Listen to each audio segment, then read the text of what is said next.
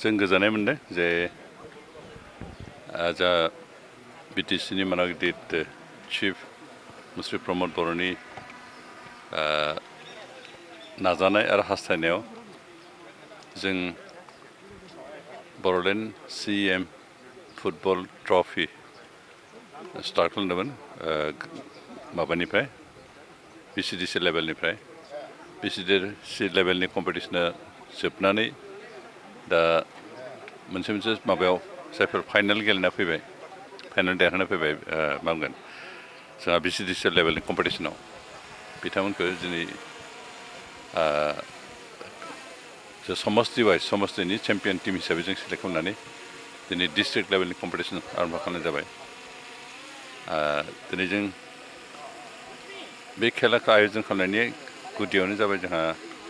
गामि ओनसोलाव थाखोमाना थानाय फुटबलनि जिखिनि प्रतिभा जिखिनि माबा रोंगौथि बेखिनिखौ जों मारैहाय नागिरनानै दिहुननानै बेखौ जौगाखांहोनो हागोन बे नोजोरजों लोगोसे जोंनि बायदिसिना फेग्रा मुवा बायदिसिना इनभल्भ जाना थानाय सेंग्रा सिख्लाफोरखौ बेनिफ्राय बोरैहाय बोखांना लाबोनानै जोङो राइट ट्रेकआव लाबोनानै बिथांमोनखौ थांना थानायनि राहा दिहुननो हागोन गेलेनायनि गेजेरजों बे थांखिखौ मावफुंहोनायजों लोगोसे जोंनि ओनसोलाव फुटबल खेलाखौ पपुलारिटि लाबोनायनि नोजोरजों जों बे खेलाखौ स्टार्ट खालामदोंमोन आरो जिहेतु बर' एरियाफ्राव गोदो गोदायनिफ्राय फुटबला मोनसे जनप्रिय मोनसे खेला आरो मोनसे बाथ्रा बुंनाय जायो जे बर'फ्रा जोनोमनिफ्राय फुटबल रोंबोखायो होननानै बे गासै बाथ्राफोरखौ जों माबा खालामनो थाखाय प्रेक्टिकेलाव जों महर मोनहोनो थाखाय बे हाबाफारिखौ लानाय जादों आरो दिनै बे जिल्ला पर्यायनि बेखौ समस्ति वाइज इन्टार कनस्टिटुवेन्सि बे खेलनि जिथु प्रथम खेला दिनै जागायजेननाय जाबाय जों आसा खालामदों बेखौ फोजोबखांनायनि उनाव जों इन्टार माबा जाहैगोन मा बुंगोन बेखौ हल BTC लेभेलाव मोनसे डिस्ट्रिक्ट काउन्सिल लेभेल डिस्ट्रिक्ट लेभेलाव बिदि गेलेहैनो हानाय जागोन आरो बेनि गेजेरजों जोंनि ओनसोलाव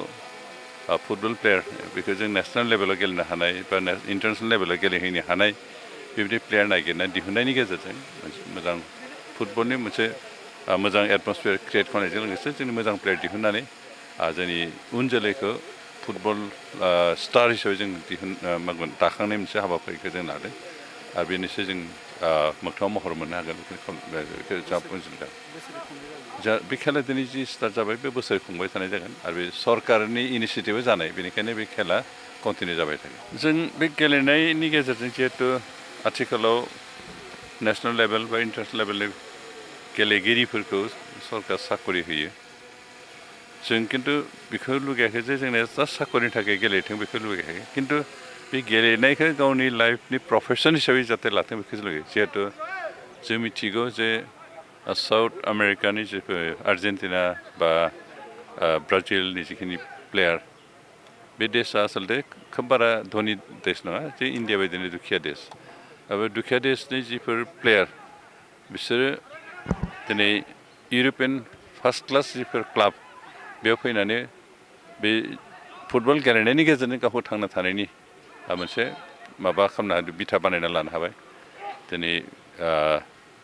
रनाल्ड'नि बाथ्रायानो बुं बा जोंहा मेसिनि बाथ्रा बुङो आरो गोबां बेबायदि प्लेयारफोर जेरै सिगांनि मा हिसाबै जोंहा बे रनाल्डिन'मोन थाबाय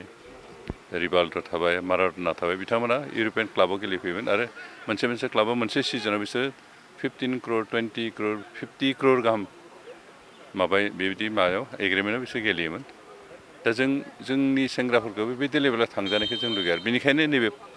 सुबिदाखौ जों होदों बेखौनो स्कपखौ होदों जाहाथे बे स्कपखौ लानानै बिथांमोना गावखौनो मोजाङै दाखांनानै इन्टारनेसनेल लेभेलनि फुटबल प्लेयार जेरै पेलेमोन बायदि रनाल्ड'मोन बायदि रनाल्डिन'मोन बायदि